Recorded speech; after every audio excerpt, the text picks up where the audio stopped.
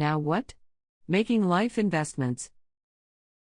Financial investments have never been in my wheelhouse. I'd love for them to be, but they just aren't. Going out on a limb doesn't bode well for me in the investment department in general, either. Recently, I concluded that investments come in a wide variety, ranging from money to time and even relationships. Not long ago, I was having a Starbucks date with my sister-in-law, and she asked, as she often does, about my dating life. I told her that I haven't had much luck and it has gotten a bit frustrating, but not for the reasons she might think.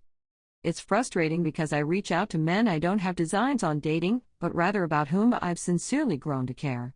She said something that I haven't been able to get out of my head: that's because you're invested. It seems very simple and obvious, but it had never occurred to me. Up until that conversation, I couldn't quite put my finger on the reason I would either initiate or respond to men who I don't consider boyfriend material. I felt desperate and almost pathetic for allowing myself to pursue communication, because these men generally reached out only when they needed a sympathetic ear or saw me as vulnerable prey. You decide. Her statement shifted the way I think about these men. It made me take stock of my intentions. Do I reach out or respond in the hopes of rekindling the first date spark?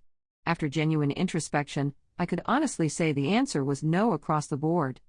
My interactions have connected me with these men, whose characteristics I've intermingled and names I've changed to share my feelings without exposing theirs.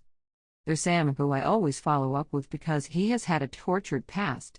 Even though he retired from the military with a stellar career, he now drowns his sorrows nightly after 3 failed marriages. I feel for him deeply and have grown attached to the stories of his children and their life successes.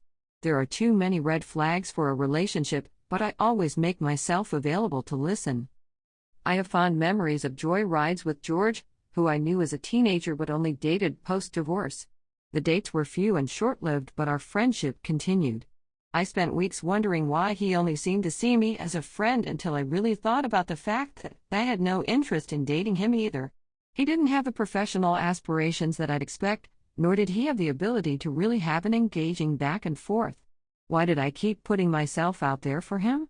The answer is, I am invested. Tony hides behind his humor and charm. He would make comments about how he should wife me up or where he would put certain furniture in my house when he moved in.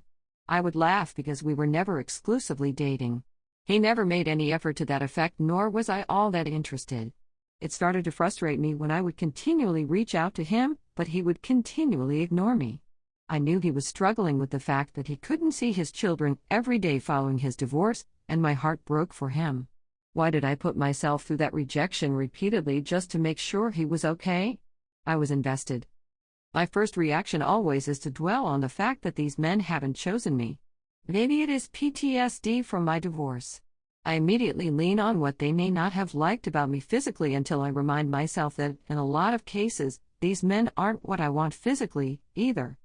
I also remind myself that although I don't love being single, I remain so gladly to respect my right not to settle. I can care about or be invested in these men who have passed through my life, some lingering longer than others, and still not want to date them. I've also permitted myself to be okay with being picky. If I'm being honest with myself, maybe I maintain contact because some connection is better than none.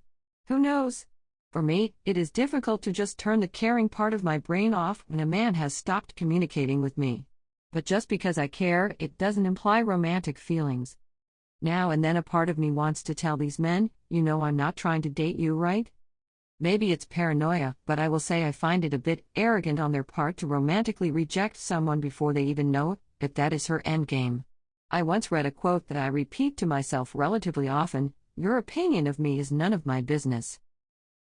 I make a humble request, in the nicest way possible, of any single person who may be reading this: get over your own ego when getting to know someone new.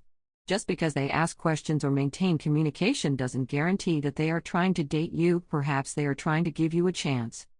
Maybe in your life, they simply find themselves invested.